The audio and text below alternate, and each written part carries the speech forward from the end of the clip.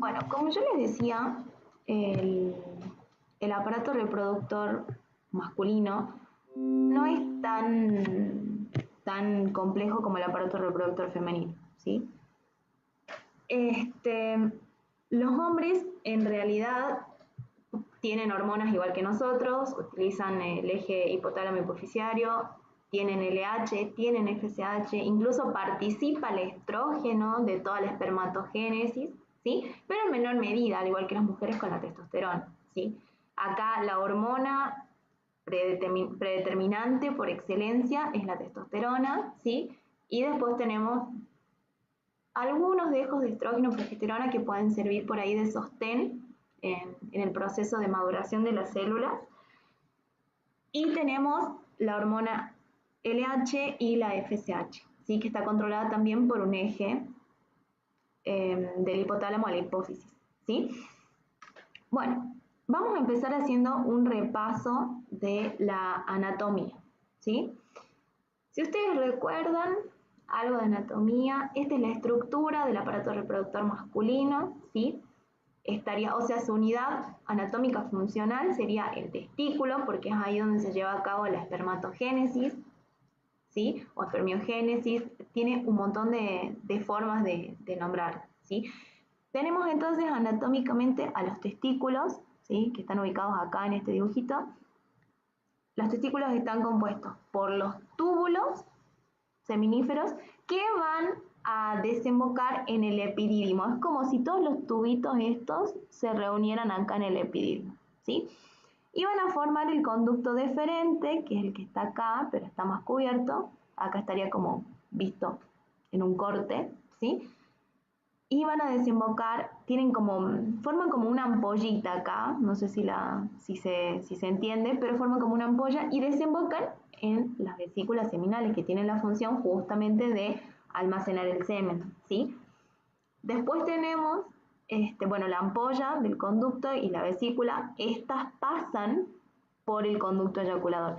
También tenemos a la próstata, que tiene la capacidad de vaciar sus secreciones en el mismo conducto eyaculador, y las glándulas vulvoureterales, que no son tan relevantes, pero todas estas, ¿sí?, componen al semen en sí, ¿sí? O sea, no me alcanza a mí con haber sintetizado acá, haber formado a los espermatozoides, sino que yo necesito de ciertas sustancias que se van a agregar a través de estas glándulas que le van a permitir a los espermatozoides llevar a cabo su función, que es la de la fecundación, ¿sí? Por ejemplo, cuando hablamos de la función de estos órganos anatómicos, hay que considerar la función de la vesícula seminal y de la próstata, ¿sí? Porque nosotros ya sabemos que en el testículo, en los túbulos seminíferos, es donde se lleva a cabo la formación del espermatozoide en sí, ¿ok? Entonces, ¿qué es lo que aportan estas otras dos? La vesícula seminal puede producir un moco. Este moco es rico en fructosa y ácido cítrico, ¿sí? Estos, o sea, la fructosa y el ácido cítrico funcionan de sostén al espermatozoide, porque ustedes recuerdan que el espermatozoide todavía sigue siendo una célula, ¿sí? Entonces, al ser una célula, requiere de nutrientes, la fructosa y el ácido cítrico lo nutren. Y además, la vesícula seminal tiene la capacidad de sintetizar prostaglandinas. Las prostaglandinas, cuando entran en contacto con la mucosa uterina, forman como una serie de peristaltismo inverso en el útero. O sea, el peristaltismo generalmente tiene que protruir el contenido hacia inferior o hacia afuera o hacia abajo, ¿sí? En este caso, las prostaglandinas, cuando estimulan la membrana uterina, lo que hacen es producir un peristaltismo que va en sentido anterógrado, produciendo así como una serie de apoyo para los espermatozoides para que puedan ascender mucho más rápido por el cuello uterino hasta llegar a la ampolla, generalmente en las trompas de falopio, que es donde se lleva a cabo la fecundación, ¿sí? Y fibrinógeno. ¿Cuál es la función de este fibrinógeno? No sé si ustedes seguramente sí, vieron el semen. El semen no es un líquido como tal, sino que cuando entra en contacto con alguna superficie tiende a coagularse, por así decirlo, ¿sí? Bueno, esa es la función del fibrinógeno, de esas proteínas, ¿sí? Hacen que el semen sea mucho más espeso y que se coagule. Esto le permite sobrevivir más tiempo a los espermatozoides porque se forman como como coagulitos de semen donde pueden seguir nutriéndose para después seguir su trayecto hasta que encuentren o no al ovocito, ¿sí? Y después tenemos la próstata, ¿sí? La próstata tiene la función de producir otro líquido que es más rico en citrato, en fosfato y en calcio. ¿Por qué es importante el calcio en este caso? Porque el calcio, después vamos a ver que cuando tiene la capacidad de ingresar al flagelo del espermatozoide, lo que le permite es que lleve a cabo con mayor velocidad su función, ¿sí? Su motilidad, ¿ok?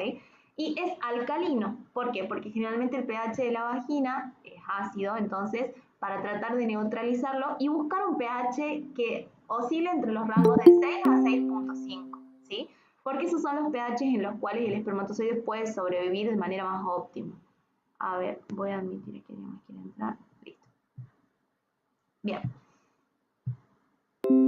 Entonces, la coagulación, entendimos para qué era el citrato, el ácido cítrico, el fosfato, la fructosa, que tienen la capacidad de nutrir al espermatozoide y alcalinizar el medio, ¿sí? Bueno, habiendo entendido esto, vamos a seguir y vamos a hablar del espermatozoide en sí, ¿sí? No sé si ahí se ve mi hermosa imagen, creo que no se ve muy bien, después igual les voy a pasar el power, pero es muy importante que esta imagen ustedes la entiendan para poder entender qué es lo que está pasando, ¿sí? Porque si no es todo como muy abstracto. Vamos a hablar de la espermatogenia, espermatogénesis, espermiogénesis, como le quieran decir, ¿sí? Este proceso es un poco más simple que por ahí en la mujer, porque nosotros tenemos las dos etapas de la meiosis, ¿sí? O sea, tenemos meiosis 1 y meiosis 2. Cuando yo tengo un espermatozoide que ya está formado, ¿sí? Yo ya tengo la capacidad de fecundar al óvulo con el material genético suficiente. No así el ovocito, si ustedes se acuerdan, el ovocito pierde su segundo corpúsculo polar cuando ya se ha producido la fecundación, ¿sí? En cambio, este espermatozoide ya está listo, ya tiene su carga genética adecuada, ¿sí? Es decir, ha disminuido la cantidad de cromosomas, ¿sí? De 46 a la mitad en la segunda meiosis, ¿sí? Entonces nosotros tenemos primero a la espermatogonia. ¿Qué es la espermatogonia? Es la célula que da lugar a la formación del espermatozoide como tal, ¿sí?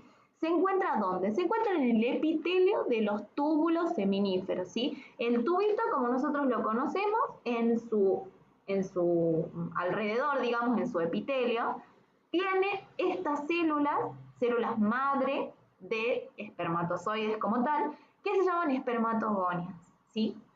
Las espermatogonias se encuentran en forma de espermatogonias durante toda la niñez hasta la adolescencia, hasta la pubertad, los 12-13 años, donde empieza la síntesis de los espermatozoides como tal, ¿sí? ¿Qué es lo que pasa? Estas células no se encuentran solas, estas espermatogonias, si bien se encuentran en el epitelio del túbulo, ¿sí? No sé si acá lo llegan a ver, pero esto sería un túbulo, ¿sí? Este es un túbulo que está cortado por la mitad y yo lo estoy mirando desde arriba, ¿sí? Estoy mirando el interior del túbulo.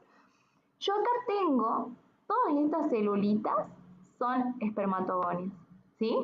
Porque acá después, en la luz tubular, yo voy a tener ya los espermatozoides como tal, como están acá. Esto sería como un zoom a lo que está acá, ¿sí? Chicos, si voy muy rápido, si tienen alguna pregunta, me paran, me dicen, no hay ningún problema.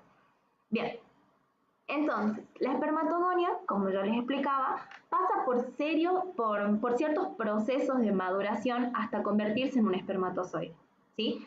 En el medio de los cuales se lleva a cabo la meiosis 1 y la meiosis 2, es decir, pierde su dotación completa de cromosomas para tener 23, que es la mitad, y convertirse en una célula capaz de fecundar y combinar su material genético, ¿sí? El espermatozoide ya está listo. Esa es la principal diferencia con el ovocito y es importante que la sepan, ¿sí? Porque el ovocito desprende su corpúsculo polar una vez que se produjo la fecundación. Bien, este proceso dura aproximadamente 74 días, o sea, no es muy rápido, que digamos, no es automático, pero generalmente los hombres que ya han pasado la pubertad tienen una cantidad de espermatozoides que ya están maduros, que están esperando a ser desprendidos de acá, ¿sí? ¿De dónde van a ser desprendidos? Del túbulo seminífero, van a ir al epidídimo y después van a ir a las ampollitas, los conductos deferentes para almacenarse en la vesícula seminal, ¿sí? Esto ocurre en el interior del túbulo, ¿sí? En el epitelio, o en el endotelio en este caso, porque es tubular, y las células germinales van a madurar en los testículos, ¿sí? Ahí se van a formar espermatogonias. ¿Esto en qué momento ocurre? De célula germinal a espermatogonia durante la infancia, ¿sí? O sea, cuando son fetos, ¿sí? Ahora, cuando ya maduran de espermatogonia a espermatozoide, estamos hablando de la pubertad, ¿sí? Quedan ahí estancadas en espermatogonia. Entonces, cuando yo tengo mayor síntesis o producción de todas estas células, cuando estoy en el periodo neonatal o fetal y cuando estoy en el periodo de la pubertad. Es decir, durante la niñez generalmente no tengo espermatogénesis, ¿sí? Bueno, ¿cuál es la peculiaridad que tiene este espermatozoide? Este espermatozoide está dotado de una carga cromosómica X e Y, que es lo que me da a mí el sexo masculino, ¿sí? Nosotros sabemos que la carga cromosómica de las mujeres es XX, ¿sí? Pero, ¿qué es lo que pasa acá? Esto me otorga menos variabilidad genética, ¿sí? Porque de pronto yo al tener un cromosoma X y un cromosoma Y, generalmente al heredar un cromosoma X puedo heredar un alelo recesivo de alguna patología de mi mamá y eso me da menos variabilidad. En cambio las mujeres por ahí tienen menor tendencia a presentar enfermedades congénitas porque tienen dos cromosomas X, ¿sí? Entonces pueden variar su genética. Esto de tener un cromosoma X e Y le otorga menos variabilidad. Generalmente en los hombres se suelen expresar las enfermedades que son recesivas, ¿sí? Bueno, y ahora vamos a hablar del espermatozoide como tal. El espermatozoide está formado por una cabeza, ¿sí? Y por una cola. La cabeza tiene un núcleo el núcleo celular, porque el espermatozoide sigue siendo una célula, y un acrosoma. Este acrosoma tiene enzimas, ¿sí? Las enzimas son hialuronidasas y proteolíticas. ¿Cuál es la función de estas enzimas? No más que permitir la penetración del espermatozoide en el ovocito. Nada más, ¿sí? Y la cola tiene un flagelo. Este flagelo tiene un axonema, ¿sí? Que sería el interior del flagelo, una membrana que lo recubre y además está compuesto por muchas mitocondrias. ¿Por qué? Bueno, les voy a responder porque no sé si me van a responder, pero las mitocondrias tienen la función de la respiración celular, ¿sí? La función de la síntesis de ATP. Entonces nosotros al tener muchas mitocondrias me permite generar más energía. ¿Y para qué requiere más energía? Para realizar el movimiento flagelar y permitirle al espermatozoide desplazarse, ¿sí? Bien. ¿Se va entendiendo hasta ahí? Eso sí, respóndanme, aunque sea por el chat.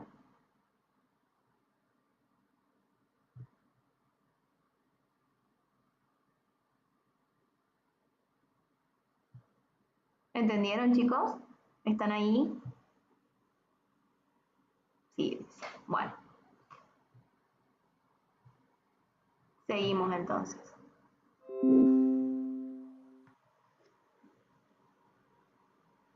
Ahora vamos a hablar en general de los espermatozoides, ¿sí? Cómo es su proceso de maduración, cómo se capacitan, cómo está formado un espermatozoide maduro, ¿sí? El espermatozoide para madurar permanece de 18 a 24 horas en el epidídimo. Vieron que el epidídimo era como donde confluían todos estos tubitos que yo les estaba mostrando en la primera imagen. Bien, y ahí es donde ellos adquieren la capacidad de moverse, es decir, se les termina de otorgar su flagelo, pero no se mueven, ¿sí? Se encuentran inhibidos. Ahí en el epidídimo todavía se encuentra inhibida la capacidad de movilizarse, ¿sí? Pueden permanecer almacenados inmóviles hasta un mes, o sea, los espermatozoides pueden estar hasta un mes ahí almacenados y sin moverse, ¿sí? Pero van a madurar completamente cuando se produce la eyaculación. ¿Por qué? Porque cuando se eyacula el espermatozoide es cuando tiene la capacidad de movilizarse y lleva a cabo su función, o sea, fecundar, ¿sí?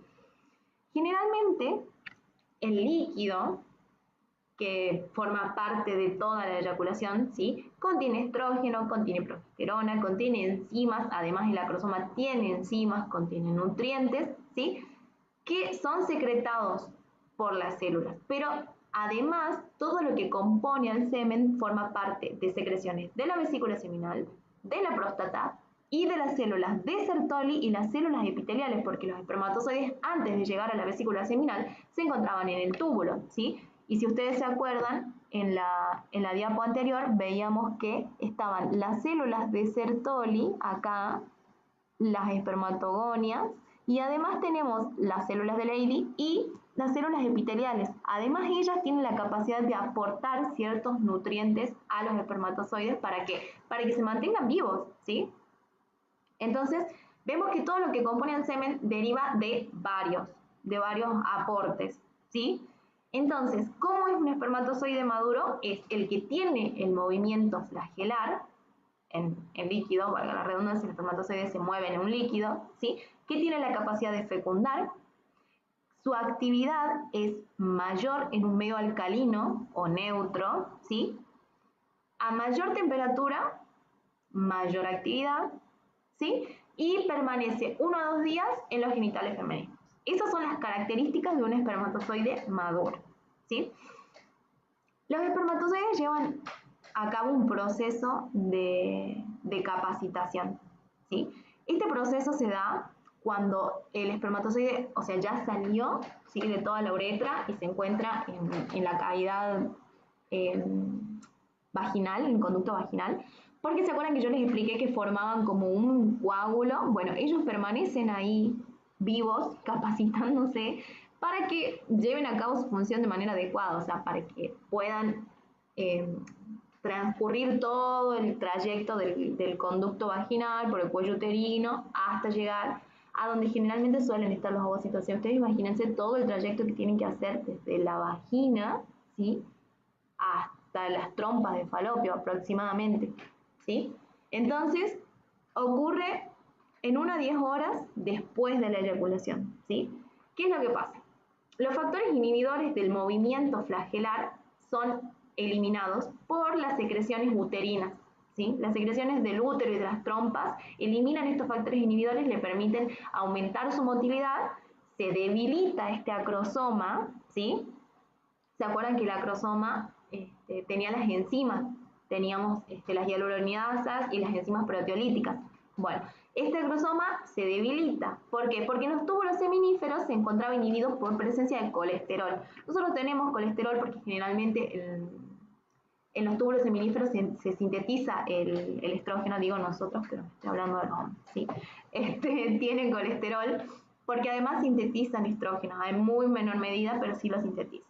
Y la membrana aumenta su permeabilidad al calcio. Eso es lo que yo les estaba explicando. Cuando entra el calcio, que además ya viene de por sí en los líquidos, ¿sí? En todas las secreciones que componen al semen, este calcio ingresa al interior de la célula y le permite aumentar su actividad, ¿sí? Entonces, ¿cómo está compuesto este semen?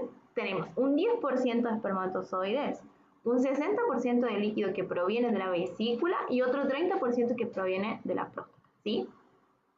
Bien, ahora sí. Una vez hablado de esto, vamos a hablar de la fecundación, que sería la función final del espermatozoide, ¿sí?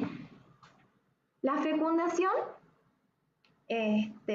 básicamente se da cuando un espermatozoide llega al óvulo, penetra toda la membrana pelúcida hasta llegar al núcleo, donde combina su material genético, se determina la dotación cromosómica, el ovocito se transforma en un óvulo fecundado y expulsa su segundo corpúsculo polar, ¿sí? Quedando una dotación cromosómica de un nuevo ser de 46 pares de cromosomas, ¿sí? 23 de la mamá, 23 del papá. Bueno, primero las hialuronidasas. Acá hay un videito que está bonito, lo vamos a poner. Primero las hialuronidasas rompen todos los polímeros de ácido hialurónico, porque nosotros teníamos la capa granulosa, la zona pelúcida del ovocito, ¿sí? Entonces, al disminuir la resistencia que tiene la granulosa, esto permite que el espermatozoide penetre. Una vez que llega a la zona pelúcida, ya se une a receptores específicos Y además se liberan, bueno, todas las enzimas que son hialuronidasas y las proteolíticas, ¿sí? Y se fusionan ambas membranas, ¿sí? La membrana del espermatozoide con la del ovocito se fusionan, el espermatozoide pierde su flagelo, solamente queda su cabeza, ¿sí? El núcleo y las enzimas del acrosoma, y después los iones de calcio, que además ya los tenía en el interior el espermatozoide al haberse fusionado con el ovocito, estimulan la exocitosis del ovocito, que ya es un óvulo, porque ya fue fecundado, de gránulos. ¿Cuál es la función de estos gránulos? Estos gránulos tienen sustancias que las liberan en la zona pelúcida que repelen a los otros espermatozoides. Por eso un óvulo no puede ser fecundado por dos espermatozoides. Eso no sucede, ¿sí? Cuando yo tengo embarazo gemelar, tengo un óvulo que ha sido fecundado por un espermatozoide que se ha dividido en dos, una vez que se produjo la fecundación, en dos células exactamente iguales con la misma dotación cromosómica.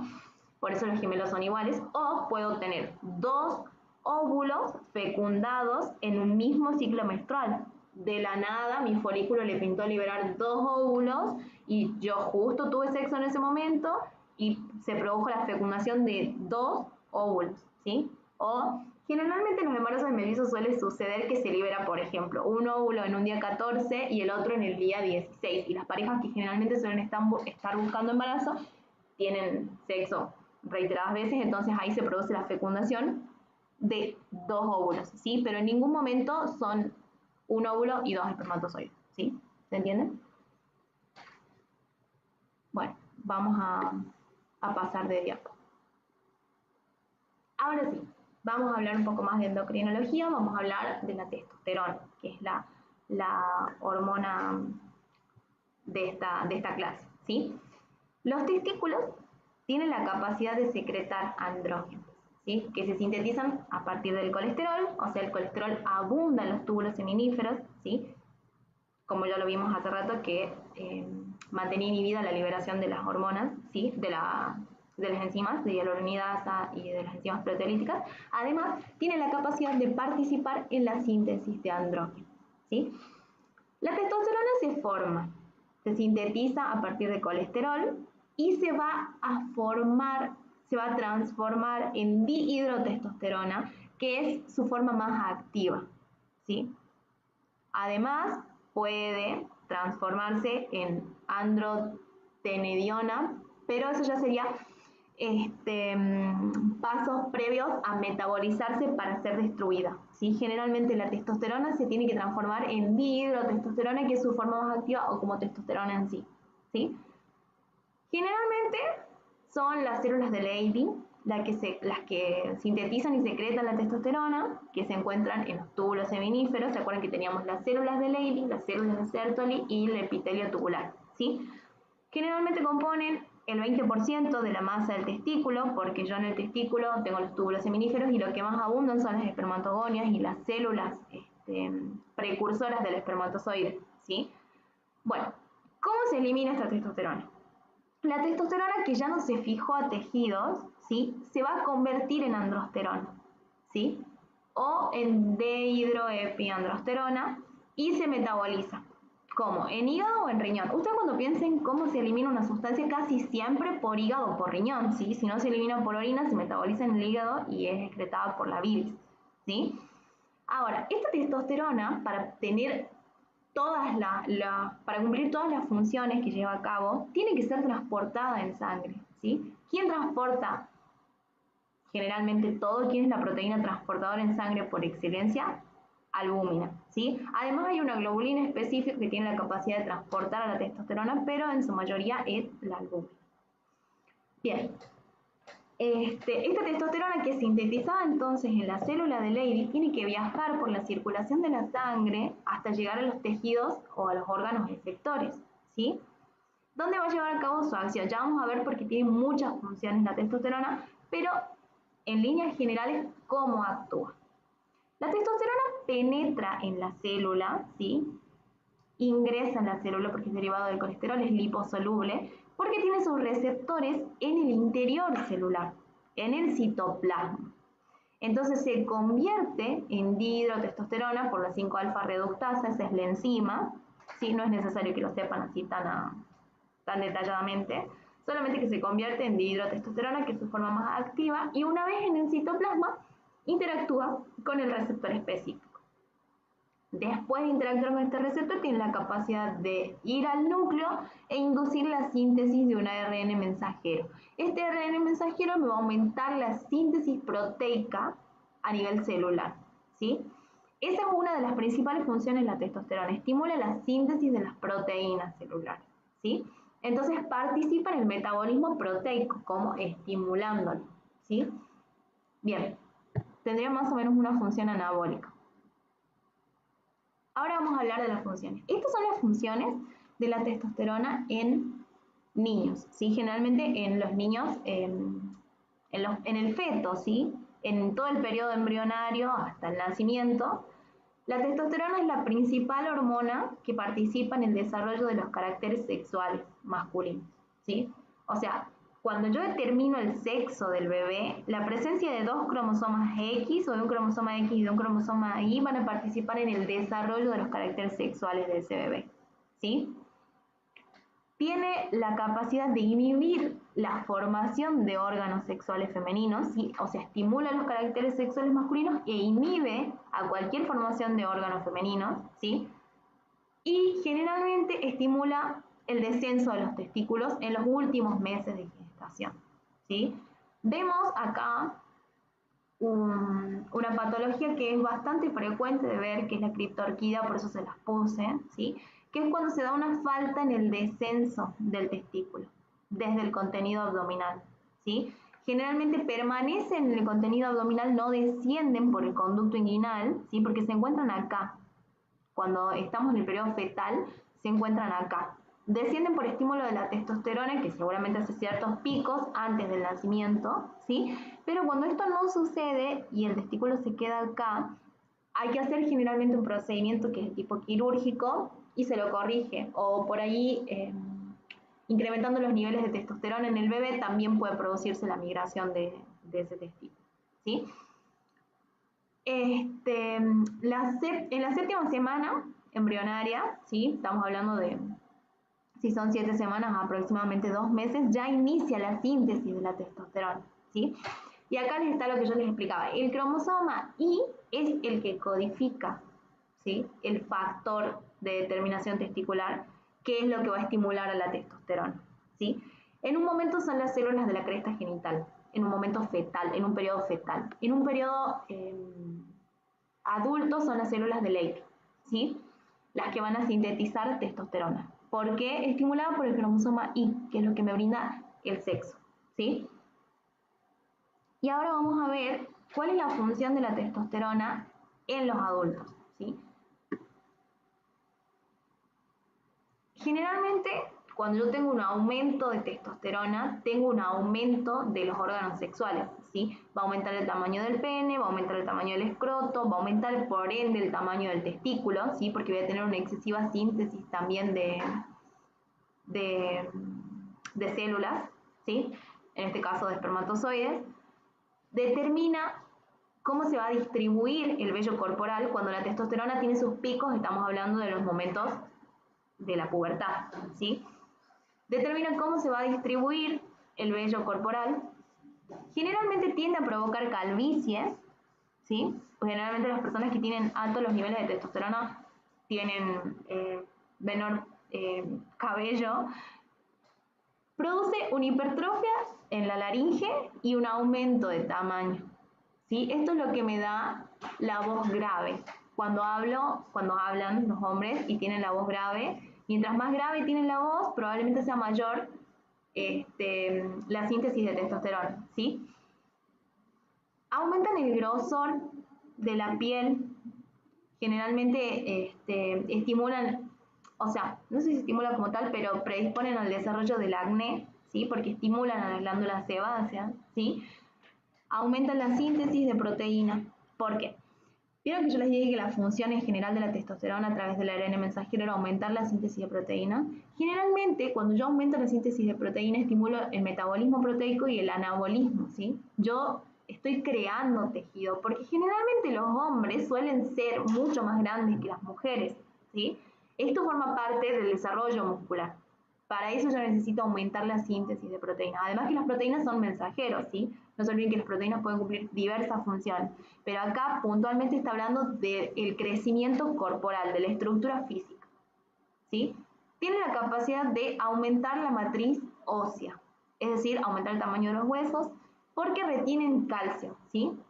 Generalmente los huesos de los hombres son mucho más espesos, por así decirlo, más gruesos que los de las mujeres, porque tienen depósitos de calcio, ¿sí? Este depósito de calcio mayor que el de las mujeres se da por el aumento del metabolismo de las proteínas, ¿sí? Esto me da un aumento, por lo tanto, de las concentraciones de las sales de calcio que se van a depositar en el tejido óseo, ¿sí? Y miren esto que es súper importante. Le dan la forma a la pelvis. Ustedes cuando estudien diagnóstico por imágenes se van a dar cuenta que cuando ven una radiografía, ven la pelvis y van a poder determinar si es de hombre o si es de mujer, ¿sí? Generalmente la pelvis de los hombres es alargada y es estrecha, no así la pelvis de las mujeres, que generalmente tiende a ser expansiva, así nosotros necesitamos formar con la pelvis todo lo que es el canal de parto, ¿sí? Fortalecen además al suelo pelviano para que tenga la capacidad de soportar mucho más peso. De por sí los hombres suelen ser, por estos caracteres sexuales masculinos, mucho más grandes y tienen mucha más fuerza que las mujeres en cuanto a proporciones, generalmente hablando. Tiene la capacidad de aumentar entonces la tasa metabólica basal, que son los requerimientos nutricionales que nosotros tenemos diarios. Generalmente los hombres tienen un mayor requerimiento nutricional que las mujeres. Aumentan el hematocrito por estímulo directo de las células, ¿sí? No actúan a través de la eritropoyetina, sino que actúan a través de las células precursoras o de las células progenitoras a través de la médula ósea, ¿sí? Por eso generalmente nosotros tenemos una diferencia en un hematocrito normal que va de 4,5 a 5 en el hombre y de 4 a 4,5 en la mujer, ¿sí? Por la presencia de testosterona, ya se los dije igual cuando vimos sangre. Y además aumenta la reabsorción de sodio a nivel renal, ¿sí? Bien. Ahora, vamos a hablar del eje hipotálamo hipofisiario, ¿sí? No sé. El eje hipotálamo hipofisiario, perdón chicos, era mi papá. Está formado exactamente igual que el de las mujeres, ¿sí? Nosotros tenemos el factor liberador, ¿sí? Que va a estimular a la liberación de LH o de FSH. Ahora vamos a ver cómo se da y qué estimula cada una específicamente. Para que nosotros podamos liberar las hormonas, o sea, LH y FSH, las gonadotrofinas, nosotros necesitamos del factor liberador, que es el GnRH, ¿sí? Esta se va a secretar en el hipotálamo, ¿sí? Y va a estimular a LH y FSH en adenohipófisis, ¿sí? Esto sigue siendo exactamente igual. Solamente que la LH va a estimular a la síntesis de testosterona, ¿sí? Y la FSH va a formar parte de todo el proceso de espermatogénesis, ¿sí? La LH estimula la testosterona y la LH, perdón, es una glucoproteína que generalmente en el tejido su mecanismo de acción es a través de proteínas G activando el MP cíclico, ¿sí?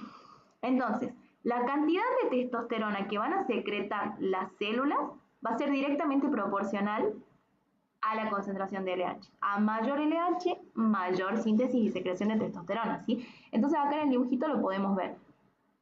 El factor liberador va a estimular en la adenohipófisis a la hormona luteinizante o LH, que va a circular en sangre hasta llegar al tejido efector, que van a ser las células de Leydig, donde va a actuar a través de proteína G vía MP cíclico, y ahí va a estimular la síntesis y secreción de testosterona, ¿sí?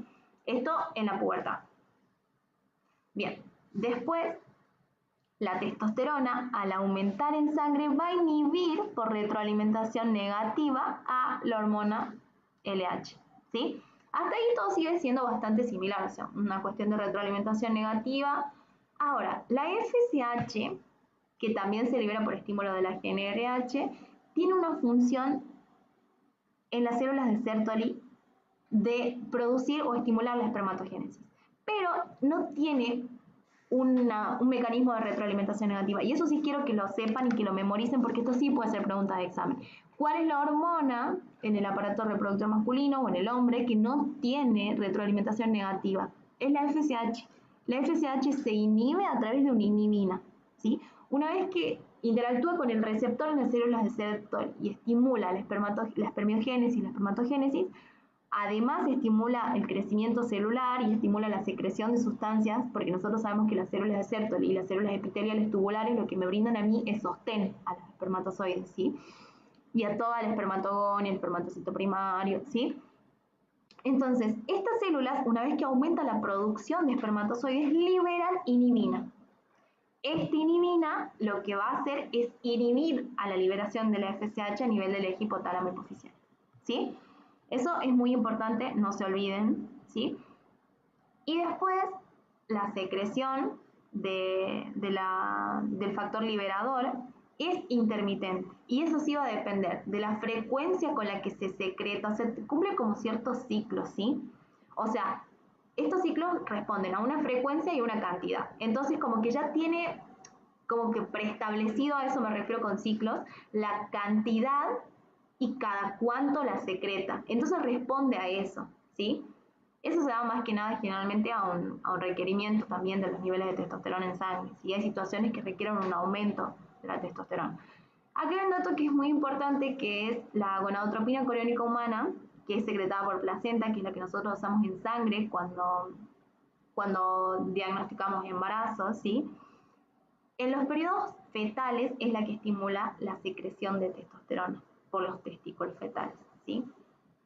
Entonces, vemos que acá no es igual en la pubertad, ¿sí? Que cuando yo ya he generado un ciclo, que en el periodo fetal. Yo necesito de testosterona en el periodo fetal porque necesito de que maduren las células precursoras de los espermatozoides, ¿sí? Después eso queda inhibido, estancado, hasta que se lleve a cabo la pubertad, ¿sí? Pero la gonadotropina coriónica hace el mismo efecto que la hormona luteinizante a nivel celular, ¿sí? Estimula la célula de Leydig para que sintetice testosterona. Solamente que en el periodo fetal nosotros también tenemos las células germinales, que son las que van a sintetizar testosterona, ¿sí? Bien, bueno, y eso es todo. No era muy larga la clase de hoy. No sé si se entendió, si tienen alguna duda. Si me